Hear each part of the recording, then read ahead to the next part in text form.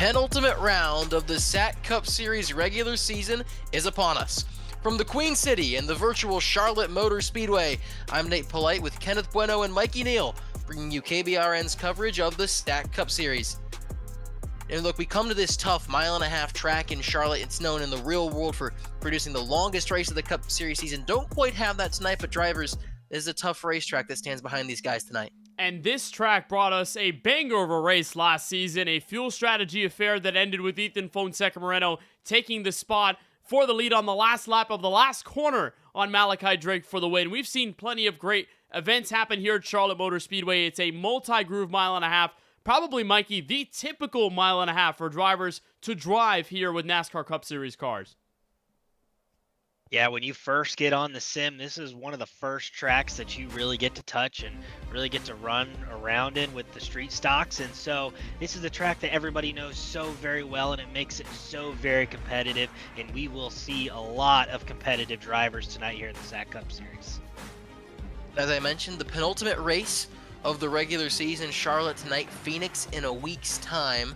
But it's also the penultimate race of the Midseason Madness tournament, which we'll talk about a little later. But let's go to what we saw last week when we went road racing at Circuit of the Americas. And this was a pretty fun race, all things considered, despite the fact that Black 82 was quite out front pretty much the entire night. Got started pretty busy in turn one, as expected on a road course. Everybody fans out, and then a bunch of cars missed turn one. Christopher Robinson, that's the big one. Huge miss, and there were 3 wide out of 1.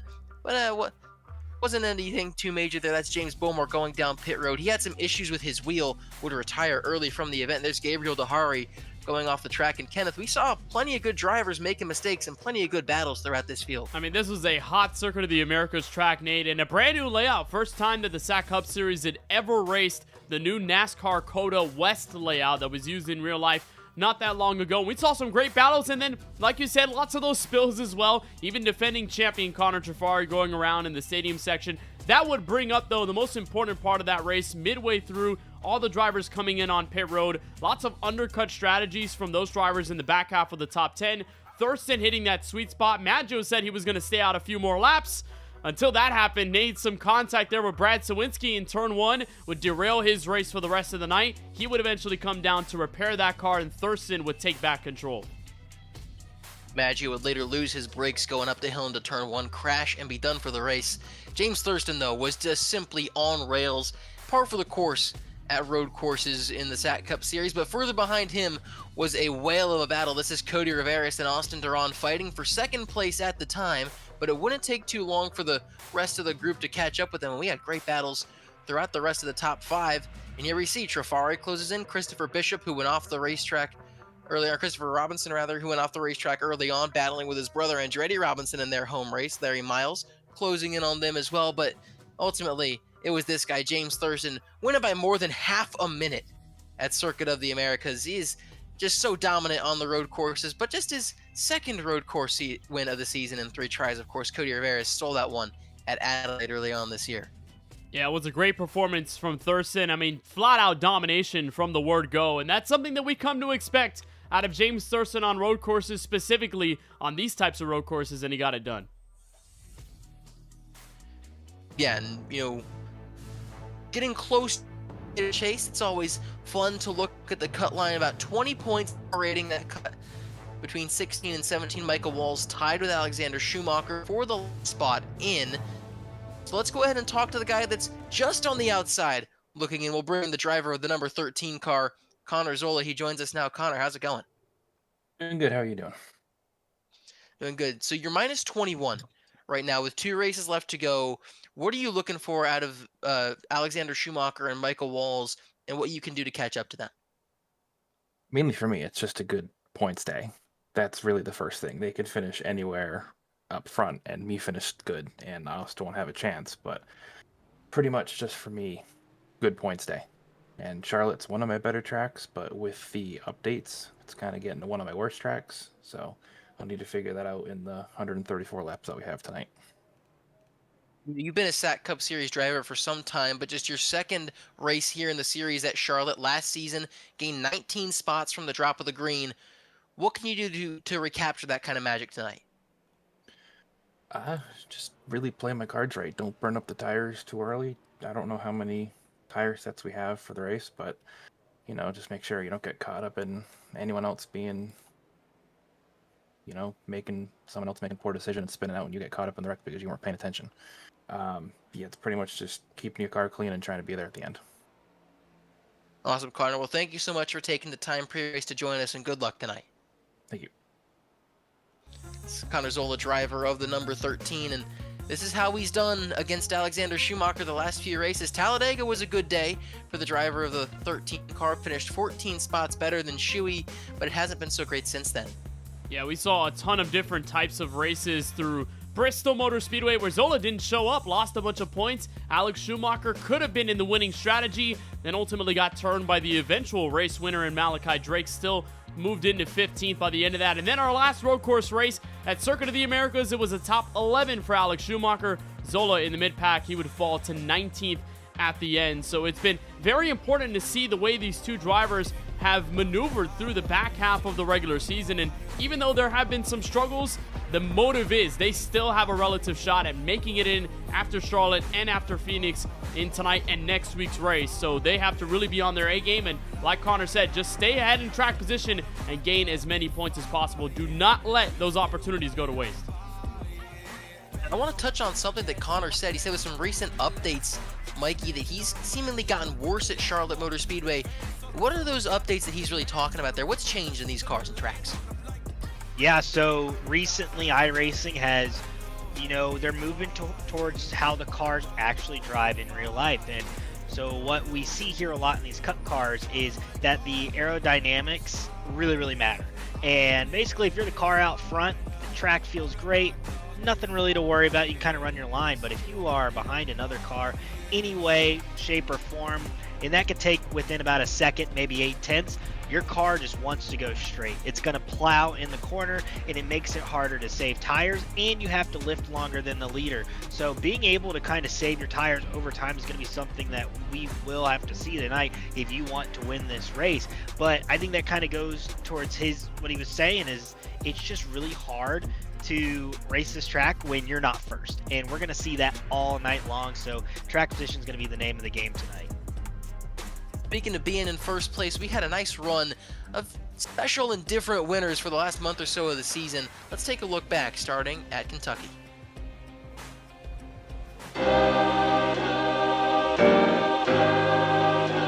Can he do it again? Wyatt Roberts looking for his first win since the opener last season. Green flag flies again in Kentucky. Dahari throws it in. He's not going to get there. AJ Hyder rises to the front stretch. He wins at Kentucky. Austin Duran cannot get there. Second career SAAC Cup Series victory for James Bomar, winner in the Pocono Mountains. Oh, he overshot it! He overshot the pit road. He's going to lose so much time to Cody Riveras. Crack open the Fosters. Get a Vegemite sandwich. Cody Riveras wins in the land down under. This is fantastic. I'm elated. I absolutely love this place. Here they come to the checkered flag.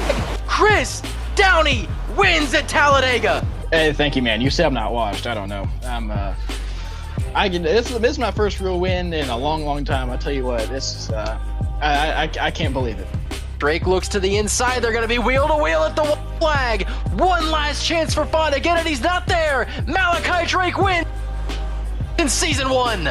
Who comes out of the final corner and onto the front stretch, sliding around back and forth. Celebrate all you want. James Thurston wins at Coda. Who tells your story?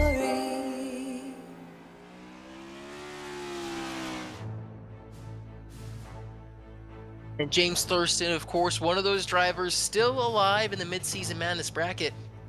But he's got a pretty tough matchup. Despite being the 27 seed, Austin Duran has made it all the way to this round at Charlotte, and he's jumped 9 positions in the points and is almost in an eliminator chase spot. So looking at these final 4 matchups, you guys, what do we see here in front of us? Well, what I've seen and what I've taken notice of throughout the last few weeks of this Midseason Madness tournament, is that it's all over the place. We've had upsets galore. Last season, we used it almost as a metric to identify who the favorites of the championship will be. But Mikey, after these last few races, all the upsets have happened. The top drivers have fallen down. James Thurston is the only single seed driver who's at the top of the standings that can still make an imprint on this tournament. The only other being Wyatt Roberts as the 7th seed. But apart from that, every other driver has a chance to make an imprint as a double-digit seed, and it's been great to watch just how wild it's been through this month.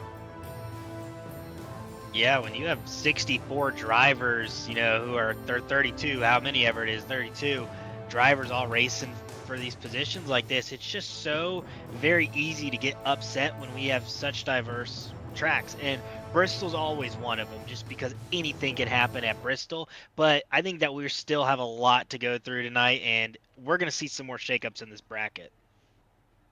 Those shakeups are going to come here. Concord, North Carolina's Charlotte Motor Speedway opened in 1960 mile-and-a-half racetrack, 24 degrees of banking in turns 1 through 4, 5 on the straightaways. Pretty standard cookie cutter with that dog leg up on the front stretch. Mikey, how challenging can this place be? Yeah, these turns could not be any different. They drive completely different, even though it doesn't look like that from further away.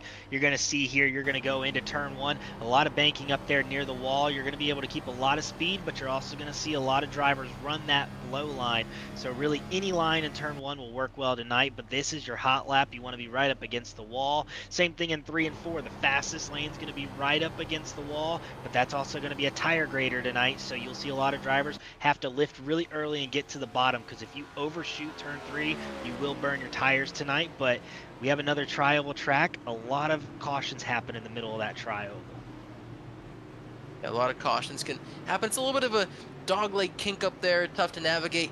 Your starting grid for tonight on the pole, Brian Lorenzo won the Season 0 and Season 1 races at Charlotte, always a threat. He's alongside AJ Hyder, the winner from Kentucky. Row 2, Gabriel Dehari and Jamie Wright.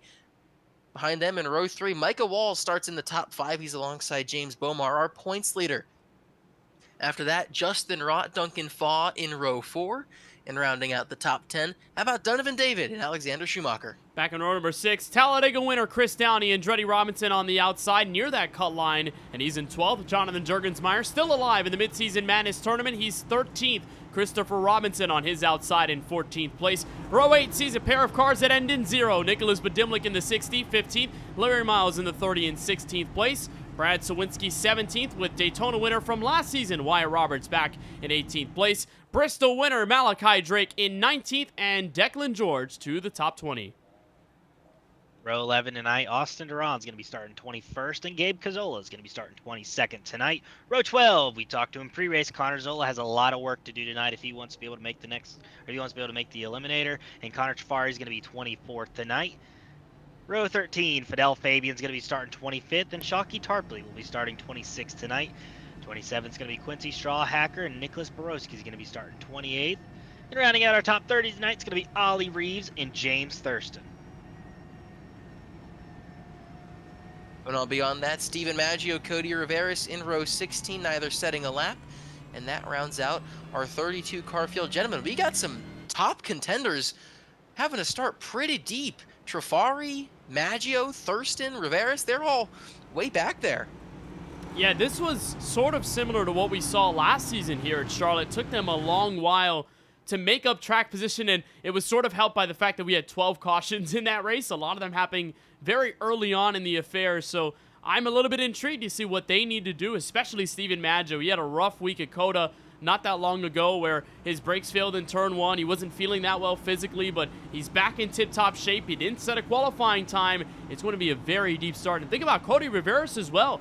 Top 16 in point standings. He's very well comfortable in the eliminator chase. He's dead last. So there's going to be a lot of positions made up at a track where we have noted with this next-gen car, pretty difficult to get around other cars. The lead in the field to green, Brian Lorenzo sits 25 points out of the eliminator chase, but he put in a good first punch in qualifying. This is a track that he has been very, very good at. Like I mentioned, he won the first 2 races here at Charlotte on the iRacing service when the SAAC Cup Series made the switch over from console. He's looking to recapture some of that magic. Yeah, and again, like I said, I really quickly just wanted to point out that anything can happen tonight. But going back to, Steven Maggio and Connor Trafari here, good drivers always find themselves in the front at the end of these races. And so I bet that around the halfway mark, those guys who are in the back, they'll be in the top 10. They'll be lurking around there. It depends also if we get a few cautions, which is anything can happen here tonight. But a lot of drivers are going to be in contention for this win. This is a very popular track. A lot of people love it. And so I think we're going to have our hands full tonight because it's going to be a fantastic race. Gonna start in the daylight, the sunlight, nice and warm. We'll slowly transfer over to the nighttime. Will that be the right time for these drivers? 84 degrees in the air, 90 degrees on the track, a little bit of wind blowing westward. It's a nice 5-mile-an-hour breeze. Everybody ready. Waiting behind that iRacing official pace car. Raring to go. 2 by 2, 16 rows deep. The pace car pulls on the pit road. Brian Lorenzo, with the field in hand, finds the restart zone and the pedal on the right-hand side. We're racing in the Queen City.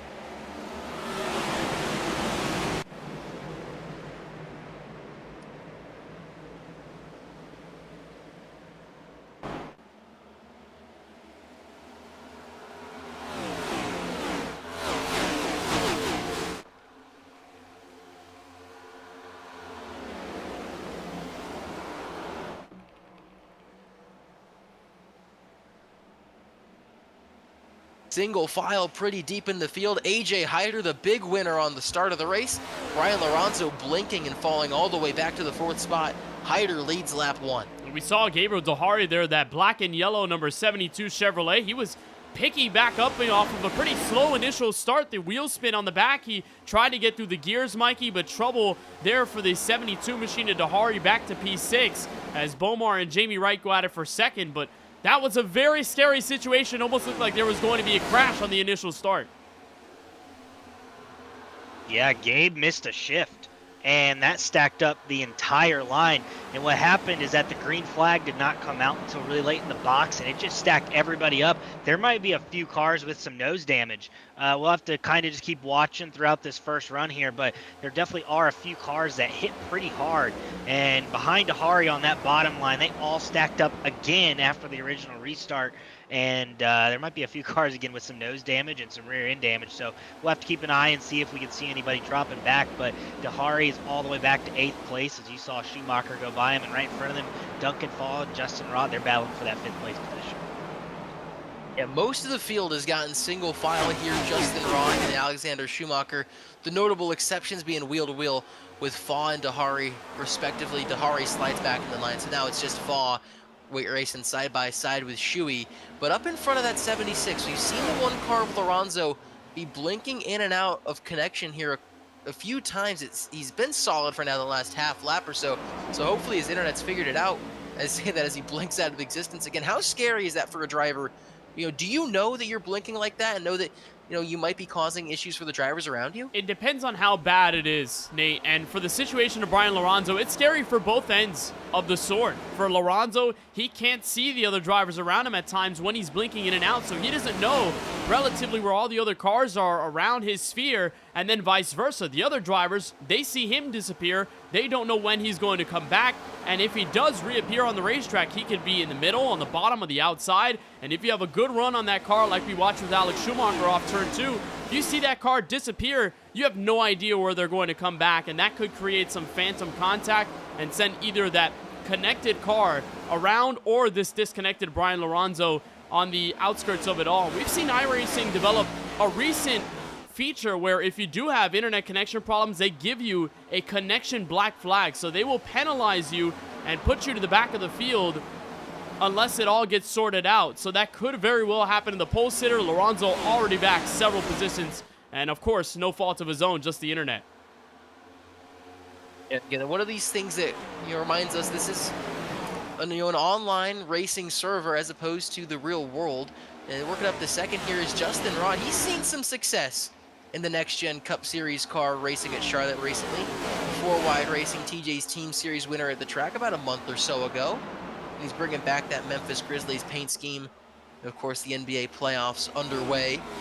Grizzlies not there, but, you know, he's still showing up some spirit for his favorite team down there in Memphis. We go on board with Steven Maggio. This is him trying to work through the field. He was peeking inside Nicholas Badim like he's going to go again, and he's following the tire tracks of that 82. Yeah, and you know, as you're going through the field here, this is actually a fantastic view. You can see Nicholas Badimlik on that outside. He has the momentum, he has the run. And we'll watch Steven Maggio. He's really good at getting on that bottom line. You can see him able to get all the way down, but he's not able to really make up any ground. It's super tight here early on. You can see he's going to get to that left corner panel, not able to dump any air on it. It's just really, really tough to pass. And he's up to 22nd, so he's been able to gain some ground, but not as much as he hoped for here on lap 9 out of 134. But the good thing is that we have all night. He has a lot of time to make up position, and there's not a lot of drivers in here that are better on the long run than Steven Maggio. So I think he's pretty comfortable right now, but he still has a lot of work to do to get to the front. And he is, of course, teammates with that 76, Justin Rott, whom we were just talking about, but a couple spots back from Rott. How about Alexander Schumacher? He's been on a bit of a tear since starting this race. He's worked his way up to the 4th position. You know, he mentioned he's one of those guys hovering on the cut line. A good race tonight means he's pretty stress-free at Phoenix next week, and we've known him to be a guy that can take off on the shorter runs. And here on lap 11, we're, you know, about a one-fifth of the way through the tire life and fuel life of these cars. So, you know, do we think this is where do we think the crossover point is going to come in, where we're going to see the difference between the guys who are good on the short runs and good on the long runs? We're going to see that happen at around lap 15 to 20. That seems to be that tire fall-off point, and I'm sure Mikey can probably agree with me on that, maybe have a different opinion on this since I'm not exactly too experienced with these cars, but I've noticed around lap 14 to 15, that's where the effects of the tires start to really creep in. So if you've pushed really hard early on in a run, the car's going to start to react after that and start to fall off in pace, versus if you are maybe a little more conservative on that first step of the run, that second leg comes in at around 15 to 20 laps deep, and then you start to really feel that difference in speed. The car feels much more comfortable, and Mikey, then you can start to make up positions like a driver like Steven Maggio is trying to do. So yeah, no, I definitely agree with you. 15 to 20 laps is definitely a good mark of where tires may start to fall off. And what happens is that once your tires really get heated up and they stay at that higher temperature, they will wear a little bit more than the cars around you. So a lot of those drivers like Alexander Schumacher here that might be running that top line, it might be burning up that right rear a little bit more than everyone else, or it might be burning off the right front depending on if he's driving in hard. So realistically though, for these guys, probably around lap 20 you'll start to see a little bit of fall off, but it's not going to be drastic in these cars, maybe like you would see in the O'Reilly cars, just because these cars are just super tight already in dirty air. And so really, I don't think that tires are going to fall off too much tonight, but if you do aggressively drive that top line, it definitely will be a factor, as your car is going to become super tight over these long runs. And Shuey, you know, on these short runs, there's not a lot of people better than him. Every single race you can see Alexander Schumacher, he always makes up ground here early, but he's been struggling on the long runs, so we'll be able to see here. We'll keep watching him as we're on lap 15 of this race. So theoretically, this may be a point where he might start to fall off a little bit. Yeah, and he certainly did not fall off. At Circuit of the Americas was +8 on the cut line coming into that race, left the track +21, which is where he sits right now. Falls in behind Gabriel Dahari, and you know, we see this gaggle of cars, and just up the road, about a second ahead of Justin Rott, is the 44 cars. Rott goes high and leaves the door open for Bowler on the inside. They'll get a good run off the corner and carry that position. But look at that, up the road, AJ Hyder checking out from this field, and he's enjoyed the intermediate size racetracks. One of course at Kentucky, turned it around and won the All-Star race at Nashville again. You know, these 1.5 miles or shorter, you know, and I know Nashville's 1.3 miles, but you know, that kind of bubble of intermediate size racetracks, they've been pretty well for Hyder this season. Yeah, we've talked about his performance really well, and in the 3 technically intermediate tracks that have paid points this season, we're not counting Nashville Superspeedway in this list, but an average start of 2nd, and although he's had an average finish of 13th, we mentioned his overall early pace at places like Kentucky and at these 1.5 miles where he just steps away from the field and shows no sign of weakness We're already seeing that very early on with this 44 car in a brand new Pepsi machine with the white base background instead of the usual black dark color base as we go under the lights here in Concord, North Carolina. So a great performance early on from AJ Hyder, trying to size up another SAAC 6 finale run if he can do it. It's funny that you mentioned under the lights, Kenneth, because that was going to be the next thing I was going to ask. Are you worried at all if you're behind the wheel of the 44 being this fast in the daylight, knowing how much this track's going to change as we get dark and under the lights into the nighttime? No, I wouldn't be too concerned if I'm AJ Hyder, and the reason why is because watching this 44 car over the last season or so, he still continues to maintain a level of pace that is markedly best than the rest of the field, even when the track conditions change. And we have talked about how when the sun is out, you'll have certain drivers up at the front, and then when that nighttime comes up and you've got a bit more grip, track is cooler, you'll see other drivers emerge. However, with the level of dominance seen by AJ Hyder very early on this season and through the campaign, I wouldn't be surprised if Hyder didn't fall off that much, even when the lights come on here at Charlotte Motor Speedway. Always interesting when we get these day-to-night transitions. Gabriel Dahari stepping to a little bit on the long run. He's moved up to third around the 20 of James Bomar, and they've got a little gap to Micah Walls, who just got by the 68 of Alexander Schumacher. Gabriel Dahari, a guy that's not showed up as much this season as he did last year, more of a part-time guy this season, a title contender a season ago, but we saw him in last week's race and seeing him again now. Yeah, and he's been able to make up some leeway here early on. We've seen him make a few passes, including there on Alexander Schumacher. And, you know, at least at the early stage of these races, you really got to kind of push here early on and just kind of, you know, run your race. You know, you can't run too far off of everyone else, which is really tough about this track just because you're kind of nose to tail for a while until you kind of get some green flag pit stops in. And so you really just kind of got to coast and make passes when others make mistakes. And so here early on, you know, it's kind of tough to tell where, you know, everyone's going to kind of, you know, set themselves up at. But nevertheless, really good job here from Gabriel Dahari early on, able to make his way up into the top 5. And, you know, we've had a few drivers from the back making their way up through the field. Yeah, and the one who's done the best at that has been James Thurston, last week's winner, but not so great Stephen Maggio. He sits in 20th, Thurston up in 10th, and then Connor Trafari listed 6 laps down right now and running around right next to Jonathan Juergensmeyer on the racetrack. You know, not quite sure what happened to Trafari. You know, you mentioned Mikey at the start of the race. Some of these guys might have gotten a little bit of damage in that stack up. We've seen Trafari not have the best luck the last few weeks. You know, and he's really a guy that's, despite being so far up in the points, might come into the Eliminator chase limping a little bit with the way the last few races have gone. It's a very different look from what we saw last season that ultimately turned into a championship, right? At this point of the campaign, that was when Connor Trafari was unstoppable, on fire, winning races, always being at the front. It's been the opposite this time around. He started off very strong, leading in the points, and the last few have been a little more rocky for the driver of the 9 machine. You watch him 6 laps down.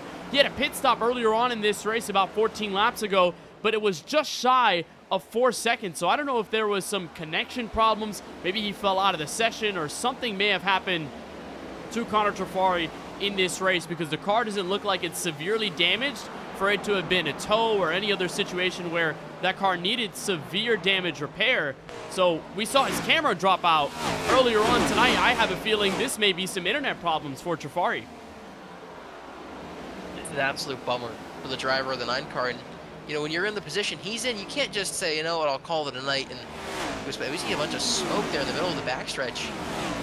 Slow car, and not sure who that was, but someone is wrecked. That's Nicholas Badimlik, who's extremely slow going into turn 3 and 4. A lot of damage on that left front. We stay green. You know, I saw a little bit of cars breaking loose on the exit of turn 2. Not sure if he was one of those cars. A couple ducked down below the white line. I thought they'd all gotten it straightened out. Here it is, a little contact from Larry Miles. Yep, he gets sideways. And then the kill shot from the 30 as well. And that was the melee that I had seen. And he tried to save it. And did it. Does. Oh, yeah, pretty good job of it, all things considered. Yeah, and I'll really quickly say, it is really tough to save these cars. The second they get any sort of loose, they just don't want to go anywhere but right or left. And so a fantastic save from Nicholas Bedimlik there. Saves us a caution, and you saw from Steven Maggio's view, you have no idea where he's going because these things hook right, they hook left. You kind of don't know where they're going, and just look there, Larry Miles caught the apron of the track, slid up the track, and ended up getting him a little bit loose there, but Bedimlik does a great job of saving it. Able to keep this race under the green flag. Gabriel Dahari's moved up into the second position, slowly chipping his way through this top 5. It wasn't so long ago that he was in that 5th position before getting by Shuey, then Bomar, and then Rott. And now he's got his sights set on the race leader, the guy he battled for the win at Kentucky. So no surprise to see Dahari up here contending at another intermediate racetrack. And Justin Rott stayed glued to his rear bumper before jumping up all the way to the wall. And you guys mentioned how being up on the top kind of eats your tires a little more. Is it surprising to see? Well, we'll answer that question later. We got a caution on the racetrack. Larry Miles dipping his tires into the grass. Gabe Cazzola involved in this one as well. We'll take a look at what exactly happened here. Bring out our first caution of the race as we got about 2/3 of the way through the field window. Contact between Lorenzo and Cazzola in the tri-oval. And Cazzola gets spun back up the racetrack, hits the outside wall, and a couple other cars spinning and getting together as they work through the incident. Let's take another look at this, see what happened. I mean, they're just coming through the quad oval, and I don't know if Cazzola didn't see Lorenzo there, or maybe just thought there was more space between the two cars, but that ends up being the hip check contact at the exit of turn 4, and Cazzola, although it was a pretty harmless spill for the most part, did pick up a bit of that damage. I will want to say that Steven Maggio, for the second time in a row, has had to insanely get away from all the mess. We saw him just barely getting around Nicholas Bedimlik as he was getting sideways off turn 2. Watch this here on the main straightaway. Yeah, and you can see it happens right in front of him. He hit the wall. Bam! And that might get a little bit of damage for that 51 machine. I think we're going to see all the drivers come down here and pit. He might have to take a look to see if there's any extra damage, but luckily not a bigger incident than it was. Yeah, you just got to be tired of seeing guys spin or get loose in some nature ahead of him, especially after what happened last week at Circuit of the Americas. It could even take you back to what happened last night in the 4-Wide Racing League at Miami when he was in position to possibly win that race and had a series of late cautions that took that win away from him. Everybody on pit road, we'll see if anybody deviates from the plan for 4 tires here, but I would assume this is kind of your standard pit stop. They got 5 extra tire sets in the pits. We see one guy, looks like he might have taken a few less. No, that's Thurston. He was already up there, so 4 tires for everybody. And I was going to ask right before the caution came out, so I'll ask it now. You know, we mentioned how the top end of the racetrack tends to eat up tires, but late in the run we saw guys like Justin Rott getting up there pretty regularly. Is that a little surprising to you guys? I wouldn't say it's surprising because we've had a few different updates as of late in the iRacing sphere where the oval refresh has come into play, and part of that is how the rubber is laid down on tracks like these. So you see that darkened part of the asphalt, that is mostly where a lot of the drivers have run under pacing. So all that rubber is getting put into the speedway, and when you have all that energy put in by 30 plus cars in this case, and maybe even less, maybe even more depending on the race, that line naturally will start to slicken up. So over the course of the run, as the sun beams down, it'll be much harder to plant the throttle in without the car stepping out, whether it be from the rear end or the front end of the vehicle. So because of that, you try to have to search for grip on the outside. Plus dirty air, Mikey, means if you're going to be in the wake of a car behind you, you better have a really good race car, because otherwise it's going to be very tough to get around, and that's why you see drivers experimenting with all those different types of lines. Yeah, and I mentioned how tight these cars were to drive. When you're on the bottom, that's going to be the worst place for the car to be at if you're not lifting early for the corner. The car just gets super, super tight down there. It just wants to push up the track. And when you go to the top, it doesn't want to push as much, just because you're kind of putting more load on that right rear, and again, kind of where all the other drivers are running and where the rubber's being pushed. Usually if you're second or third, you want to run a different line than the leader, or that kind of takes place for anywhere in the pack. You want to run a different line from the person in front of you, just because it's really, really hard to make any moves when you're sitting behind someone. So There's a lot of factors there, but nevertheless, it still is just kind of like a weird place to be at, especially in the middle of the run. More than likely, drivers kind of migrate up there as the tires wear, and it's just kind of a natural instinct because it feels like there's more grip up there. Connor Trafari able to get a handful of laps back under this caution, came out at a nice time for him, especially before we reached that green flag pit stop window. He's back to 2 laps down. Got a little bit of repair. Everyone's single file up behind that iRacing official pace car. So we're getting ready to go back under the green flag. AJ Hyder got the field in his rearview mirror. Hits the restart zone and blasts off clear by almost 3 car lengths before he even hits the line from Gabriel Dahari. All that clean air out in front of him. He's going to use it to his advantage. Meanwhile, Beaumont dives inside for second place. Right beneath that 72. You know, Dahari missed a shift on the opening start of the race, so Beaumont pressing the attack immediately, and Micah Walls pressing the attack on his teammate Rott for 4th. And that's something that Micah needs here tonight. That is a battle between the teammates in Rott and Walls off turn 4, but Walls is near that cut line to make it into the eliminator chase. And we mentioned not only Schumacher, Connor Zola, but Walls is included in that group. He is not shy of potentially being knocked out of a chance at a SAAC Cup Series championship, so he needs a good run tonight, and he's got the inside off turn 2. Michael Walls has had such a great year on iRacing in 2026 outside of the SAAC Cup Series. The SAAC Cup Series has been the one series where he's struggled in. Meanwhile, he's been nearly dominant. He's going to fight for a championship in the 4-wide series. He's fighting for a championship in the KBRN Truck Series. SAAC's been the one outlier this season, but he's sitting nicely in the top 5 here. He's been running in the top 5 for much of this race. Started in 5th. He's had a really, really good run, but a couple spots behind him, you can kind of hear the Jaws music as James Thurston was able to work through the field tremendously on that opening green flag stint of the race, and now he's fighting with Donovan David, looking for that 7th spot. Yeah, and James Thurston, again, one of those drivers that started in the back tonight, and he's been able to make up a lot of ground by running that outside line. And as we mentioned pre-race when we watched our lap around the track, that top line is where you're going to have the most momentum. You actually run the fastest laps closer to the wall. And so again, if you're really trying to save tires, you don't really want to go up there. But if you're just trying to gain positions like Thurston is, you have nothing to lose. You're trying to gain as many positions as you can. As you can see him and Donovan David here battling hard for the 7th place position. It's really good to run up there when you're just trying to make passes like these, and he's been able to take advantage of it. He's been able to capitalize off of the others who are maybe trying to save tires here early, and he's been able to make some moves. As you see, Donovan David clears up and slides out in front of him, and we have an issue here with Gabriel Dahari as he's falling back quick. It looked like he might have hit the wall coming off of turn 2. He loses spots to Bomar, and Rott is going to have to fall in line and hope that that car isn't very damaged. Looks like he's right back to the pace. So it's pretty much just going to be a repeat of that first green flag stint for him when he's already peeking to the bottom of the 76. But I'm noticing here early on, the rest of this field staying much closer in touch with the rear bumper of that 44 car. Do we think that Hyder's maybe pushing a little less hard than he did that first run, or the rest of the field is pushing a little harder? I think it might just be the case of there are less side-by-side battles for second on back. We saw that a lot in the first run where those drivers ran alongside each other for a little while, so you spend all that time trying to side draft the other car in the battle, you're naturally going to lose speed and touch with the race leader.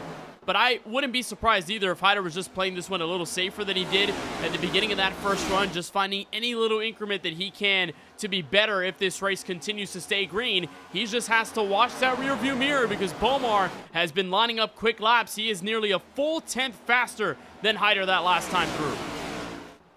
And Bomar the points leader, so no surprise that he's showing off some tremendous pace. Early at Charlotte, he was already pretty good on that opening run. Started to fall away a little as it got deep, but here he goes, top end of the racetrack, getting up close to the wall before going ahead and diamonding that exit almost. It's the onboard taking a look off the rear bumper of AJ Hyder. Look at how much deeper Bomar drives into the corner, but that dirty air gets thrown all over the nose and immediately kind of takes off up the hill, sliding away from the 44. Yeah, the top 5 cars right now are under a blanket within 0.6 of a second right now. So I kind of agree with Kenneth. I think that these guys have gotten warmed up. They know, they're in the groove of things now, and so they're able to push a little bit better, even if they're trying to save tires. And so now you kind of see them all get this kind of big accordion effect where they're just kind of stuck behind each other. As we see the battle here now ensuing for second place.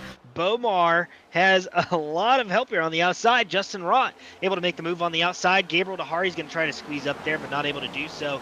Gabriel Dahari, we saw him in the wall. It looked like he got loose. Tried to do a little slide job clear, but got loose doing it. Hit that right rear, so we'll take a look at that 72 machine as we go throughout this run to see if it affected him at all. But he didn't hit the right front on the wall. It was just kind of the right rear and then slap, so he should be okay with the toe link. But you can see here Gabriel Dahari using that outside line.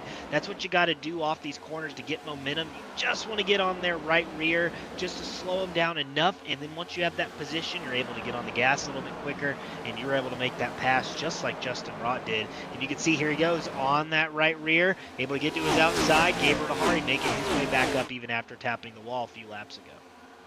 He got that nice move done, and now he's not even done with that. He's going right to the inside of Justin Rott. Saying all over the attack is Dahari right now. Slides up the racetrack just a little bit, keeps it off the 76, who's going to roll the top and get back clear of the 72. Gabriel Dahari is wasting no time trying to make up those spots that he lost when he hit the wall. And as these two battle, we saw last time when the 76 and 20 battled, Hyder was able to step away. He got run back down, but another side-by-side battle in his mirror, and he's going to be able to step away by another couple of car lengths. These top three have gapped themselves, as well as Michael Walls has gotten by James Bomar. And, similarly to the last run, Bomar's starting to slip up as we get a little later on, but this is a lot earlier than that slip up came from Bomar. It took about 20 laps. We're only 14 laps into this run this time around, and Bomar's already about to drop out of the top 5. He's under fire from Christopher Robinson to his inside. And he had contact as well. That was Robinson sending him up the speedway there in 1 and 2, just trying to be aggressive on the bottom end of the speedway. But what you're watching there with the race leader, Nate, is more so like a rubber band effect. We're watching Hyder pull away when he sees those battles ensue. Like right now, it's his prime opportunity to step out in front, because second and third are spending too much time battling with each other. They're not more so focused on the speed they can carry on AJ Hyder for the lead.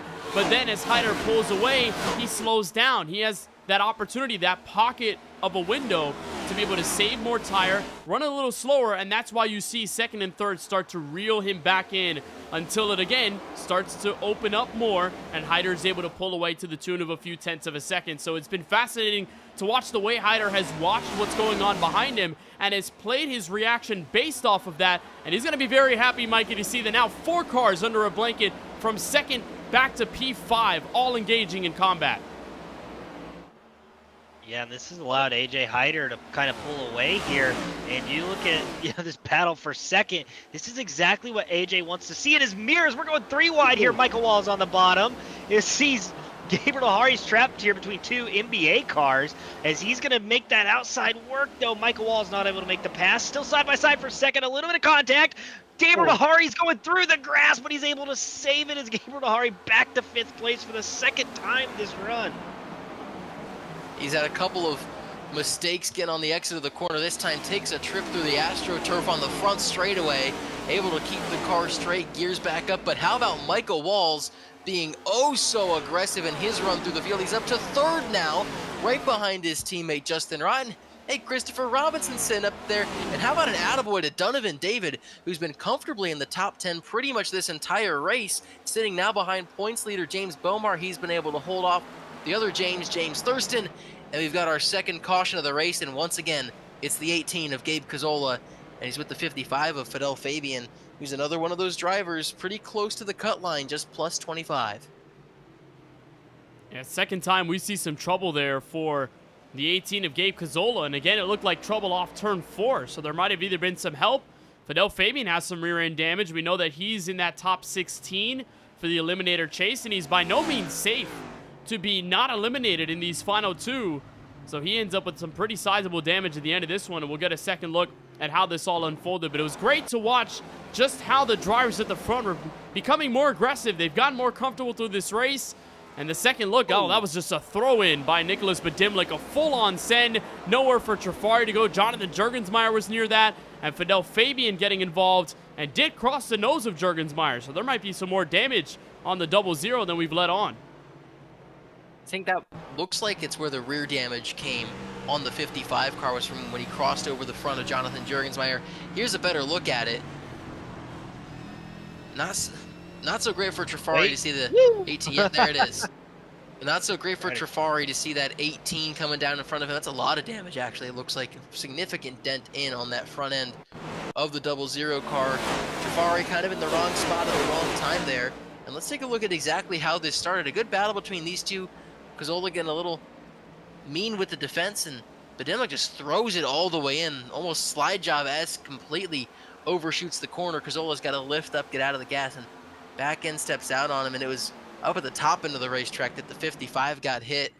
So both cautions today having involved the 18 car, and the 60 involved in this one as well. And of course he had that spill on the backstretch earlier on in the race. Just 20 laps since the last time these guys came down pit road. You think anyone tries to jump the field with a 2-tire stop here, guys? I'm not sure. I mean, Nope. it's been a little while, but I think it's been long enough on tires that the drivers feel that it's not going to be enough to take 2, although I wouldn't be surprised if some drivers did take 2. Oh, there it is. Oh, there it is. Donovan David, how about it? A driver saying why not? I mean, he's been hanging in the top 10. Honestly, Nate, now that you mentioned it, I kind of like this call from Donovan David on 2. And then, of course, to no one else's surprise, Mike, you just mentioned it. Steven Maggio takes 2 tires. Yeah. He's going to jump all the way up into that 3rd position. And it had taken him some time. He was really having some struggles getting through this field, you know, compared to the rest of those top running guys typically. And, well, this is kind of that get out of jail free card, puts you up at the front, gets you in the clean air. Well, you mentioned that attaboy for Donovan David. I mean, this is huge for him. He gets to go right out to the lead, and especially on a single file restart, he doesn't even have to contend with the guy near him. Yeah, and you know, we'll see what happens here. This is the first time that we're going to see 2 tires in effect, as we've obviously, you know, had, you know, a little bit around 20 laps or so on that last run with tires.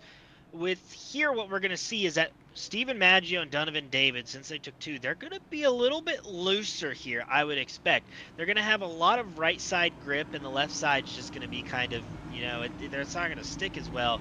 But, you know, kind of putting a lot of load on that right rear, I think is going to help them actually, just because it looks like the cars are super tight. So early on, I think that we might see Steven Maggio and Donovan David have a little bit of an advantage, because that car's going to be a little free. And so as the run goes, though, I don't know how the cars are going to react, but nevertheless, you still want track position, and that's what they did here by taking 2 tires. And so maybe that track position will kind of even it out, and they'll be able to run fine here till the next pit stop. So yeah, Mikey, it's that experimentation point from those 2 drivers, in David and Maggio, and it goes back to the point we mentioned with AJ Hyder, how the track will fundamentally change into the nighttime. And while I don't believe Hyder's performance will fall off in the nighttime, I do think the tire call to go for 2 instead of 4 is going to be more viable, because the sun's going to come down, track will grip up, and in turn, because of everybody having the same level of grip in that nighttime condition, car's going to be just as tight, if not more understeery than it was earlier in this race. So maybe 2 tires to free up that car, like you mentioned, is going to be more viable later on in this race, plus the track position you gain. And what we've seen in these next-gen cars, 2 tires can hold on a lot longer than a lot of people think. 82 laps to go. Donovan David out in front, and importantly means you can make this race with just 1 more pit stop. The strategy's wide open. Donovan David's wide open in the throttle, leading the field back to the green flag ahead of AJ Hyder, who stays pretty close up to that 94 car, and he's certainly going to be all over trying to get by him. Already up the racetrack is Justin Rott. Might have been looking for a way by his teammate, but he's now under attack from Christopher Robinson. And everyone pretty orderly going down the back straightaway. Donovan David out in front by a couple car lengths, and Steven Maggio's diving to the bottom of AJ Hyder. He's going to try to wrap that blue and white line on the bottom of the racetrack and advance his position as well. Something that he does so well, better than a lot of drivers on iRacing, is take those 2 tires and really make them work, using that a little bit more of a free condition to his advantage, as he's almost driven past the 44 in just 2 corners, running the bottom of the racetrack. Meanwhile, everyone else kind of scattering in the corners, trying to figure out what the best way to get through. Some drivers deeper in traffic than they have been all night. This is a bit of a cattywampus kind of restart. Always throws a wrench in when a couple of alternate strategies get into play. Yeah, and Steven Maggio there right now, the only thing that's going wrong for him is that Donovan David has been running his line, but you see Donovan David now is going to run that top line. This is a big advantage here for Steven Maggio as he almost gets to him. He's not going to be able to just quite there, but Steven Maggio loves these 2 tires. He loves for that car to be just a little bit more free than usual, and he's going to take advantage of it here early. As you can see, maybe trying to make a move to the inside, but Donovan David's doing really well, able to hold off, and you can see a lot of people behind him are just kind of stacked up right now. They're side by side. Gabriel Nahari, James Thurston up into the top 5 now. You can see him all the way up against the wall. You see Justin Rott also there. They're 3 wide between Bomar and Michael Walls just behind them. A lot of action here off the restart, but you can see AJ Hyder with those 4 tires just doesn't have as much grip, and he's fallen back now to the 4th place position as James Thurston now maybe trying to make a move on that outside. Where did he come from? He was in the back to start this race, and I don't know if he took 4-2 last stop, but he's found his way now into the top 5 as we have a lot of action here going on for these first 5 positions. James Thurston was using the top end of that racetrack on the restart. He was the fastest getting through traffic of those guys that started at the back, and the fastest up front, Steven Maggio, pulls wheel to wheel with Donovan David. We got a battle for the race lead, and just like that, it may as well be over. Maggio getting the momentum off the top side, trying to get clear of that 94 car, and he will. Steven Maggio started the race way back outside the top 30. He's up out front on lap 58. Donovan David in second, and still painting the outside wall is James Thurston, trying to cut through this field as well. What a smart move by Maggio. He waited for his moment. He cleared AJ Hyder, got into the single file train, and then started to work up that high groove to build up that run off of turn 2, and then get around on the back straightaway. I'm a bit surprised that David didn't shut the door there on the main straightaway and just gave him the outside for Maggio to push up top, but maybe he just didn't think that Maggio would have the run to be able to curl around for the lead, but he does so, and this is the typical strategy for Steven Maggio, always on 2 fresh tires. We know he knows how to use 2 tires to his advantage, very used to the way the car feels when it does have this type of setup and types of tires on it, so a great move by Maggio for the lead. I mentioned it right before we went to the green flag. 82 laps will be this run to the finish should we go green, which means that you probably are going to split it, and you can go 41 and 41 as far as the runs on your tires. Does that mean these guys are willing to be a little more aggressive, beat up their tires a little more because they're not going to be going the full length of the fuel window? I think they're just looking for track position. These guys are trying to get as much track position as they can early. You see Donovan David slides up the track there, and here comes James Thurston to his inside. But to answer your question, we're going to have a lot of different strategies here. There are a lot of guys who like just to stay out. They like to run their tank empty, and they like to go a little bit shorter on that last run so they don't take as much fuel. But you also have guys who, like to pit right with the window open. And you have guys that like to split it right down the middle. So I don't really think they're worried too much about tires as much. I think they're more of worried about track position. As you can see, Gabriel Nahari using that outside, able to get to the outside of Donovan David, but he shuts the door. I think that really you just got to get as much track position here as you can, especially if Steven Maggio's need to get up there, especially if you have those 4 fresh tires. Because once we get a little bit further in this run, those 4 tires, I think, will start to overtake those 2 as we got a wreck. James Thurston around in the back. Hard into the inside wall. Takes another car with them. That's 76 of Justin Rott.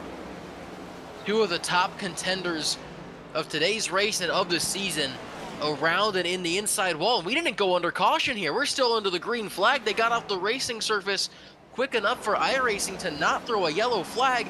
So that compounds the issue and makes it even worse for both of these guys. I'm surprised we didn't get a yellow there, Nate. I don't know how that's not a caution. We'll take another look at this. Thurston painting that line. And we'll see what happens. Rott's pretty far behind him. Oh, he just slips up on the exit. And Rott catches him in the rear bumper, and it sends them both spinning. Yeah, they got off of the racing line awful quick. So no caution for that incident. We stay green. Both of those cars heavily wounded.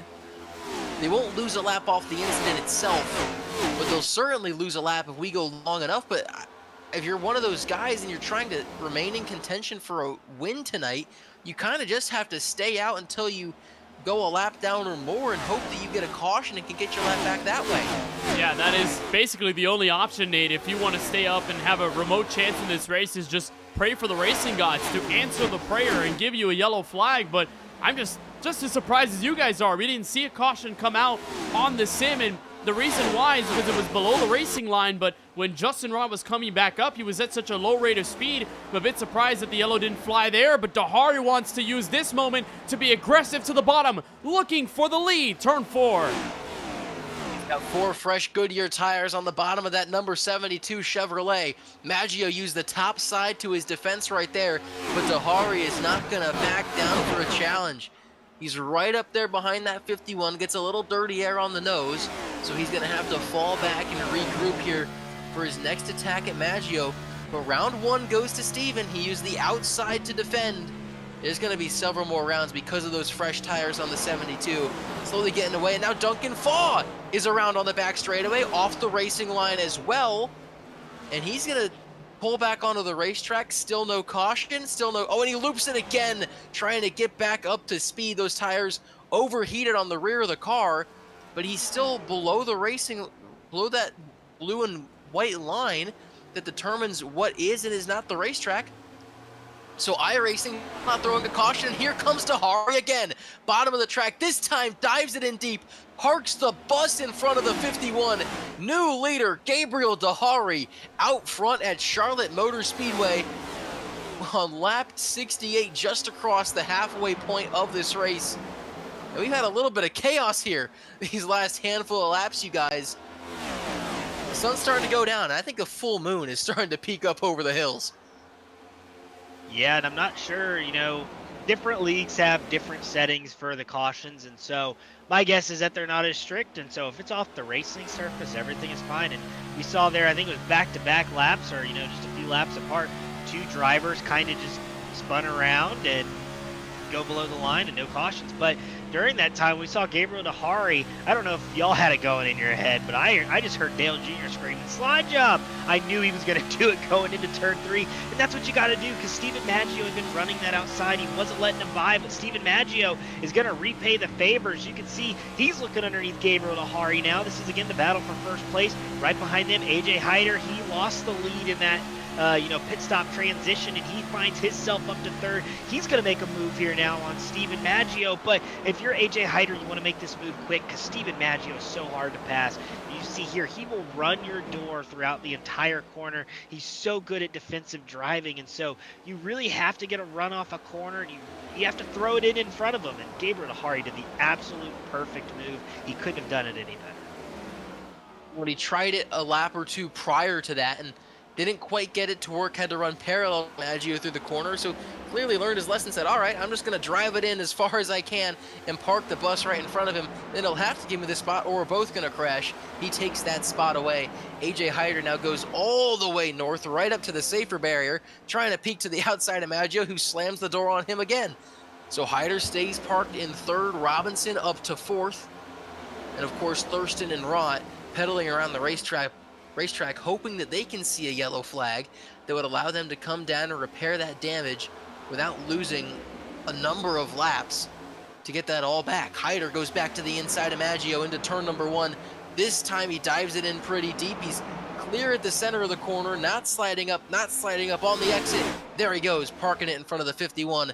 Move Hyder into the 2nd position. When you saw the defensive masterclass for Maggio up until that moment where the 44 car got around, he had a great run on the quad oval, and Maggio just shut himself off at the top end of the speedway. He knows that Hyder needs the outside more often than not to get around. It definitely took a little while for Hyder's tires to start to make a difference in this battle, but Maggio was dealing all the turbulent air that he could on the front end of that 44 to make sure that Hyder did not have any clear advantage coming into the corner or even on the exit to the straightaways. But now we got to watch what Hyder does here. He's been in dirty air for a majority of this run, a far cry from what we saw earlier in this race.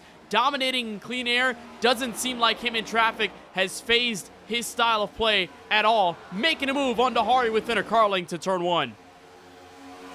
Right up to his rear bumper. and just fighting with that 72, just like we saw the last time we went to a 1.5 mile intermediate racetrack at Kentucky. Hyder and Dahari are the ones doing battle. And speaking of that Kentucky race, Hyder was able to take advantage of the clean air after the field flip as Christopher Robinson dives all the way to the inside of Stephen Maggio. Not able to make the pass, falls back in line. He didn't have the opportunity or the space to go slide up in front of the 51. But Hyder took advantage of the clean air after the field flipped at Kentucky and never wavered in that. This time he's having to fight back through the dirty air after having the clean air early on in the race and the field flipping under a caution with him coming down pit road. Kind of the inverse of what happened to Kentucky, but he's showing some fight up into the second position now. And we know that there's pace in that 44 car. And as long as he can get just a little bit of air on that nose, he's going to be all right. Yeah, and you see him trying different lines here. AJ Hyder, we saw him run the wall, able to kind of run up there and gain momentum, and then he was also able to run the bottom once Gabriel Dahari started running the top, and so different lines kind of taking place there. But we have a lot of stuff going on in the middle of the field as well. For 17th place, Alexander Schumacher and Wyatt Roberts are right now battling for that 17th place position, which is held by Alexander Schumacher. He's able to kind of hold off right now, but Schumacher has dropped pretty far back since the start of this race. Not able to save tire, as we talked about earlier. Really good on the short runs, has struggled here on the long runs. Wyatt Roberts now has caught the 68 machine. As you can see him running there at the bottom, he's going to try to make a pass. This is the battle in the mid-season tournament right now. So these drivers are going to be battling each other, and if they're going to stay around here all night, we might have a doozy for these last 58 laps, because I can tell you, in this bracket, these guys are going to fight hard for it. And to have them here side by side in the middle of the race is pretty cool. And hopefully they'll put on a show for us here as we keep going. This has been the closest battle on the racetrack between a couple of guys in the mid-season madness tournament. Here we look at Austin Duran. He got a bit of a lucky break seeing James Thurston go around. He's looking for another upset. He got one in each of the first 2 rounds of the tournament. And if he can knock out Thurston, that might just be the biggest one yet. You see right to his outside, Andretti Robinson, who currently leads Brian Lorenzo in their head-to-head battle. And the other battle for that last spot in the Final Four is Jonathan Juergensmeyer and Fidel Fabian, who of course came together as part of that incident. And they're actually pretty close on the racetrack right now. They're fighting wheel to wheel and not fender to fender as they were about 20 laps ago. So plenty of fights going on throughout this field, and trust me, these drivers know exactly what stands in between them and that cash prize after Phoenix Raceway next week. We'll have a Final Four going into that one as well. Will it be Fidel Fabian or Jonathan Juergensmeyer, Andretti Robinson or Brian Lorenzo, James Thurston or Austin Duran, Alexander Schumacher or Wyatt Roberts? We got 55 laps to figure that one out, and that means we've got about 14 laps until that split point. But crucially, the pay window's open, guys. We think they can make 55 laps on a tank of fuel, so theoretically, you can pit now, make it to the end of the race. They could. I mean, that is a viable possibility, especially those in the back end of the top 15. I think if you haven't gained that much track position so much through this race, you could take that gamble, short pit, and maybe try to save a bit of fuel or do something else and just try your best to hang on as long as possible, maybe catch a right-timed yellow. So there could very well be the possibility that someone short pits. We get another look on the right side of your screen. What might have happened to the leader? Gabriel Dahari sideways off turn 2, allowing AJ Hyder to slip on through for the lead. And Maggio takes a look to the inside, wants all of the space on the bottom, getting Hyder in the wall. 3-car fight for the top spot. Quietly behind the 2 leaders, Christopher Robinson putting his name in the hat. What a race he's having right behind Hyder and Maggio. He's peeking to the inside of the 51. Stevens having to play offense and defense at the same time like a basketball player, sandwiched between both those guys. He'd like to be on just the attack, but he's too busy looking in his mirror as well. Look at AJ Hyder just throwing dirty air all over that 51 car, pushes him up the racetrack. This is where the aero blocking comes into play in this next-gen car. You see how much it slows up the 51. Here comes Robinson again to the inside of Maggio. He's going to drop to the bottom of the racetrack inside of the 51. Gabriel Dahari stands behind those 2 drivers. He wants his spot out front back. AJ Hyder likes that side-by-side in his mirror. He wants to pull away just a little bit more. Robinson pulls back in behind the 51 of Maggio. What a battle we've got going on at the front. Still 4 cars under a blanket deep into this next stint. Yeah, so these guys are downshifting into fourth gear. You can hear it as they go around the track. We saw Gabriel Dehari get loose on the seam, and that's pretty typical at any track that you go to. When you kind of cross the seam, it upsets the balance of the car. We saw him get sideways, and I wonder if that's kind of what everyone is going through. Here comes Christopher Robinson again, looking to take second place away from Steven Maggio. These cars might be a little loose, might be a little... Maggio's in the wall, a bump from Christopher Robinson. We're 3 wide here for second place. As you can see, Gabriel Dehari not able to make it. Steven Maggio still in the wall, not able to get out of it. A lot of contact there. As you can tell, it's really, really tight entering, and these cars must just be a tiny bit loose off of exit because they're running pretty slow now. And remember, Steven Maggio took 2 tires, so he's going to be looser than everybody else. So I'm not sure if maybe he's fighting some handling issues at the moment, but you can see he's able to take that second place position back, and he's going to make a move here on AJ Hyder. These guys are throwing everything right now at each other, and you can see the top 5. AJ Hyder not able to pull away, but he's been super fast. And you look at 5, 4, 3, 2, 1. AJ Hyder right now is going on a rocket ship, and you know he's doing everything that he can tonight to try to hold on to this lead, but there's nothing that you can do when you have everyone just hounding down your necks every single lap. You can't save tires, you can't run your lines properly, and these guys are just giving it everything here. 5-car breakaway at the front of the field. It's these 4, and you see Donovan David, the tail end, the caboose, if you will, of this top 5 train, and you got a whole wide stretch of racetrack before you get back to the 6th position. And Donovan David continuing to hold pace off of that 2-tire stop. He's been in the top 10 all race long. Can't stop singing the praises of a guy who came into the Midseason Madness tournament 22nd overall seed, 22nd in points at the time. Someone that starts outside the top 20. And with 48 laps to go, I think we've got some guys that are finally deciding it's time to bite and come down pit road. None of our leaders quite yet, but some of those candidates for a short pit going to be willing to come down here really soon, 7 laps shy of that perfect split marker. Yeah, pitting is gone. This is right where they're getting to that blend point where you start to really think about, if you're in top 10, back into the top 15, perhaps this could be the proper short pit scenario where you're looking to the bottom and you try to get those fresh tires on as soon as possible with 47 laps to go and potentially save some fuel if you can. But I believe right now this is basically that window where if you do make that final pit stop, you are good to go. You're just going to be teetering close to that line. And especially in a race that has gone green, you can never still count out possible overtime. Here at Charlotte Motor Speedway, we did have a fuel strategy race here last season, but we could very well end up in like a Kentucky type scenario where it's 2 tires versus 4 tires and different strategies that are put out through the field. I wouldn't be surprised if that were the case. So the drivers may wait it out a little bit longer, but the window is open. That opportunity is still swinging by for all those drivers that so far haven't been able to make that much of an imprint, like Chris Downey, Jamie Wright, Austin Drawn, just hanging back in the top 10, top 15.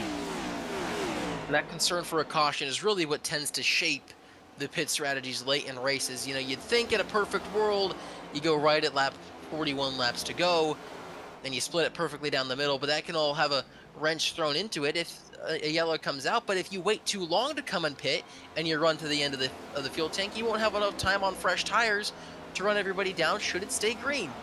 So always you're kind of worried about teeter-tottering on that line. As we see our first couple guys to bite, James Bomar, Brian Lorenzo coming in down pit road. A couple of other guys down there, looks like Nicholas Borowski's one of those two. Bomar's been kind of sitting in that 6th, 7th position pretty much all race long, comes in early. Does that surprise you guys? Not really. I mean, this is about where we would see pit stops, and I had mentioned earlier, we see some drivers who like to maybe just pit early to try to gain that track position. They'll come in, you know, a few laps earlier than everybody else, so we were looking around 41 to go to be the halfway mark. So only about 2 laps until that, so this is about pretty on schedule, and I think the next, 10 or so laps, we'll probably start to see the majority of the field come in. As you can see, Bomar, you go a lap down by pitting here, so it definitely is a risk by pitting early, but it's also a risk staying out too late, just because if you are trying to think of it, if you end up pitting and you run 5 or so laps on your tires, and there's a few guys who, maybe aren't lapped, like you have to go all the way around, those guys get to pit, and now you have to start all the way in the back because you took the wave around because you were a lap down, and you have 5 lap older tires. And so now it's a pretty bad situation. And so if you stay out too long, though, you lose almost a second and a half every single lap you stay out. So realistically, it's always really, really hard to judge whether or not when to pit, but we've seen how vital track position has been tonight, but we also saw how ill handling these cars get later into the run. And so I don't know what is the right decision. We're going to see here, though, as we go to these last 40 or so laps. Pretty few laps to go is the call for Gabriel Dahari and AJ Hyder, the drivers that have led for the majority of this race. Alexander Schumacher joins them in on pit road. Steven Maggio pulls it down onto pit lane as well. Donovan David with him. Yeah, it's busy down there on pit road. If Charlie Byer was there, he'd be running around like a chicken with his head cut off. Everybody coming down right here at that 41 to go mark.